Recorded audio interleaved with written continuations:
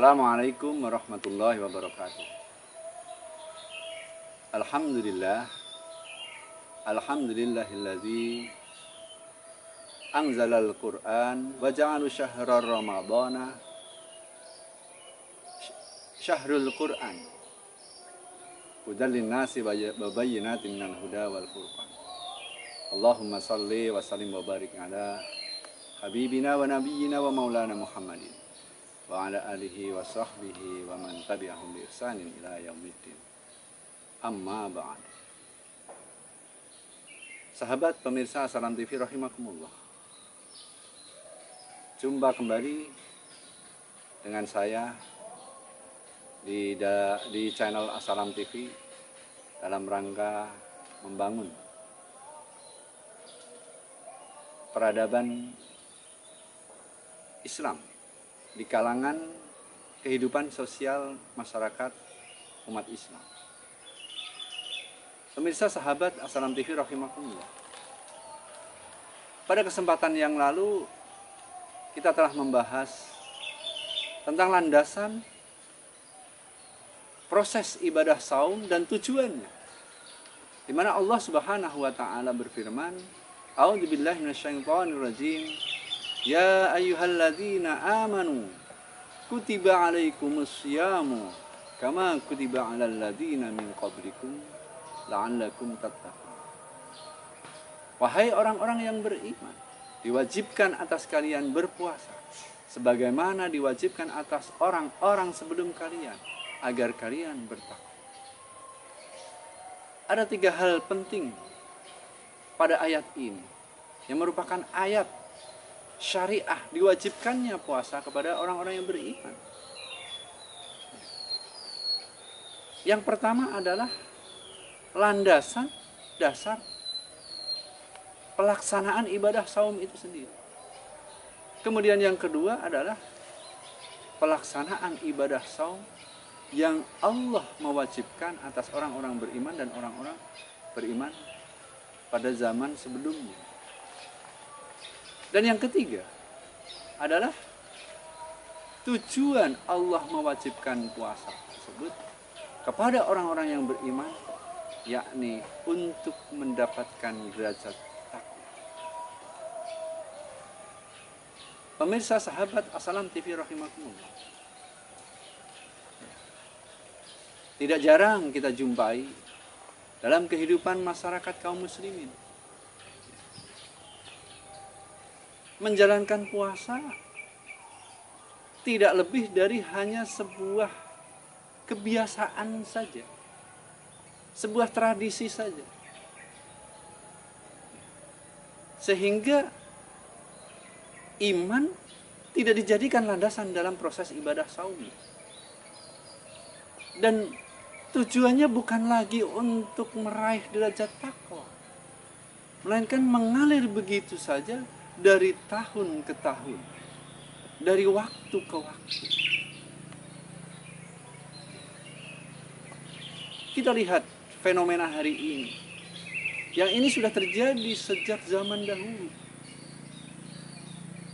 yakni di bulan puasa, euforia kegembiraan masyarakat diwujudkan dalam bentuk belanja makanan-makanan yang enak-enak untuk menghadapi bulan Ramadan, sehingga terjadi pemborosan. Kemudian pada bulan Ramadan, ketika melaksanakan bulan Ramadan, diwarnai dengan jalan-jalan pagi-pagi selesai sholat subuh, sekelompok laki-laki menggoda sekelompok anak-anak perempuan, dan sebaliknya sekelompok anak perempuan ingin digoda oleh sekelompok anak-anak laki-laki. Kemudian ada pula di waktu sore untuk menunggu waktu berbuka saum, berbuka puasa. Ada kebiasaan jalan-jalan sore-sore, melihat-lihat suasana keramaian, yang di dalam keramaian tersebut tidak dijaga hijab dan auratnya, sehingga dengan bebas saling berpandangan, saling melihat. Dan ini dapat menodai makna puasa itu sendiri.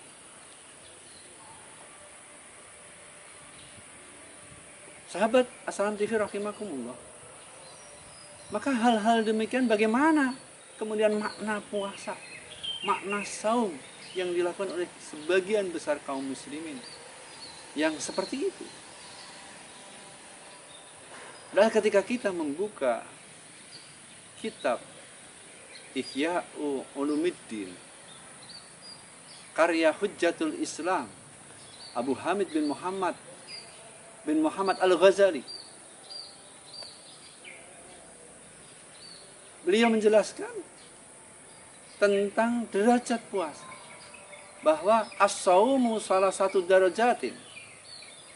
Puasa itu ada 3 derajat, ada 3 tingkatan. Yang pertama,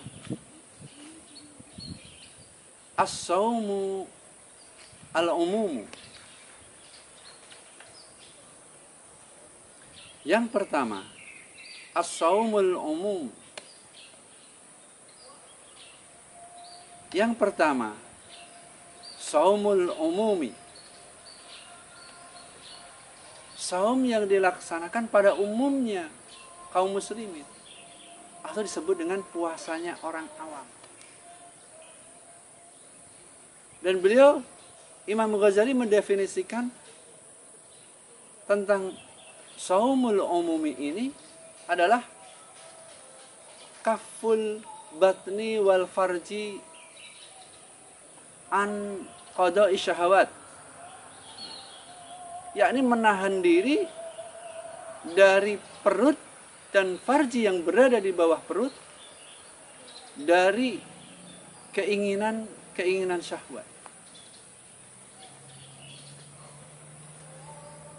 Artinya saum pada tingkatan yang pertama ini biasa diamalkan oleh orang-orang awam yang hanya secara lahiriah saja meninggalkan perbuatan-perbuatan yang dapat membatalkan puasa, menahan diri dari perbuatan-perbuatan, keinginan-keinginan makan dan minum serta syahwat yang dapat membatalkan puasa.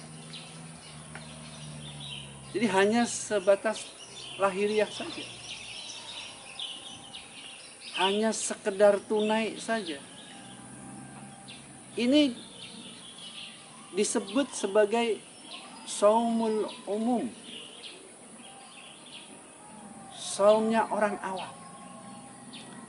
Sehingga gambaran puasa yang dilakukan oleh masyarakat umat Islam hari ini bahkan tidak memenuhi kriteria saumul umum ini. Kenapa demikian?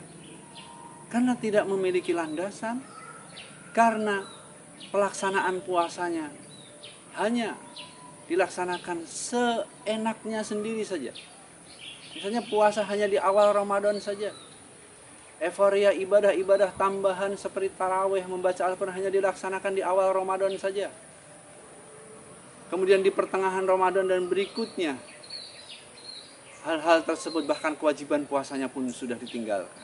Apalagi baca Qur'annya, tarawihnya sudah ditinggalkan.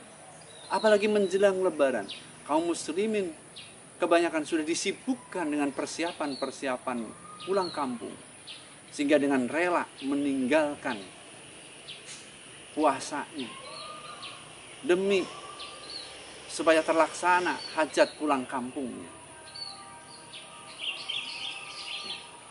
Padahal seharusnya demi keutamaan bulan suci Ramadan ini, selesaikan dulu syariah puasa Ramadan, baru agenda berikutnya adalah pulang kampung, bersilaturahmi dengan keluarga. Sehingga apa yang biasa dilakukan oleh kaum muslimin mengenai saum ini tidak termasuk ke dalam kategori yang disebutkan oleh Al-Ghazali, yakni as-saumul umum. Di mana saum umumnya adalah saum lahiriah dari awal hingga akhir, menahan diri dari keinginan-keinginan makan dan minum serta syahwat. Sahabat pemirsa As-Salam TV rahimakumullah. Maka puasa umum ini bagi kita sebagai orang-orang yang beriman harus kita tingkatkan. Jangan kita merasa cukup dengan melaksanakan saum pada tingkatan yang pertama ini. Kita harus tingkatkan dengan puasa yang berikutnya pada tingkatan kedua. Jadi bukan hanya puasa secara lahiriah saja, melainkan puasa batiniah yang disebut oleh Al-Ghazali sebagai saumul khusus. Saumnya orang-orang soleh. Saum yang dilaksanakan bukan hanya lahiriah saja, bukan hanya jasadiah saja, tapi kolbunnya pun saum, lisannya pun saum, penglihatan, pendengaran, tangan dan kakinya semuanya saum, dan seluruh anggota badannya saum. Ini saumnya orang-orang soleh. Jadi bukan hanya menahan diri dari perkara-perkara yang membatalkan puasa saja, bahkan perkara batiniahnya. Lisannya tidak lagi menggunjing saudaranya yang lain. Matanya tidak untuk melihat hal-hal yang dapat merusak pahalanya puasa. Dan ini sangat terbuka di handphone kita, di handphone keluarga kita, istri dan anak-anak kita. Sangat mudah sekali diakses. Demikian pendengaran kita, menghindarkan dari mendengarkan hal-hal yang dilarang oleh syariah yang dapat merusak pahala saum itu sendiri. Kemudian tangan kita, menghindarkan dari perbuatan-perbuatan yang dilarang oleh Allah Subhanahu wa Ta'ala. Yang hal ini bisa kita lakukan dengan handphone yang kita miliki. Kita menyebarkan hoak, berita yang tidak penting, berita bahkan yang memancing sesuatu yang menjadi tidak baik.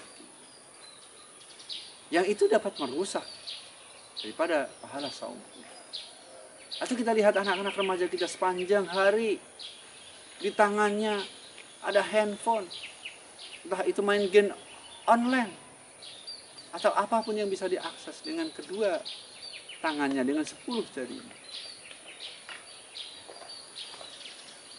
Kemudian menahan diri dari perbuatan kakinya, menghindarkan kakinya untuk melangkah menuju hal-hal yang dilarang oleh Allah Subhanahu wa Ta'ala.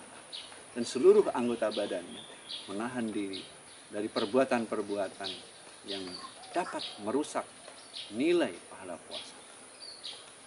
Ini tingkatan yang kedua, para pemirsa, sahabat As-Salam, yakni saumul khusus.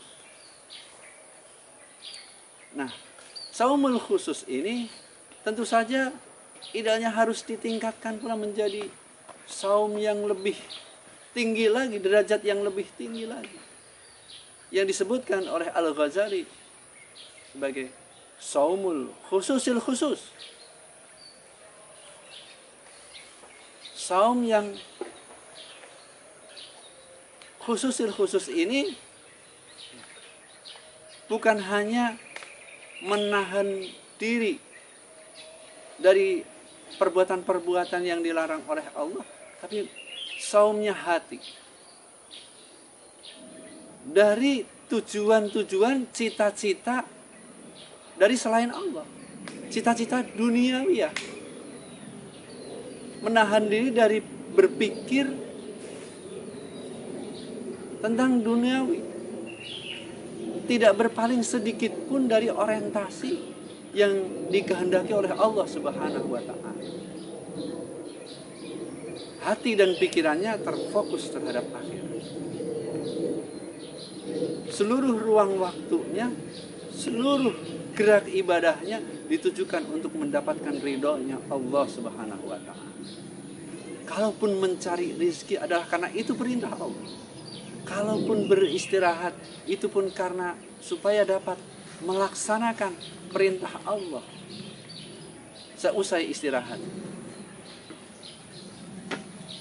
Maka pemirsa sahabat Assalam TV rahimakumullah, ya, derajat tingkatan saum ini harus kita bangun dalam kehidupan kita. Dan tidak mungkin seseorang itu akan mencapai derajat saumul khususil khusus tanpa melalui tahapan-tahapan yang pertama, atau memisahkan dari tahapan-tahapan sebelumnya. Dan nilainya, jika saum yang derajat yang pertama adalah good nilainya, sedangkan tingkatan yang kedua adalah very good, dan yang ketiga adalah excellent. Sahabat pemirsa Assalam TV rahimakumullah,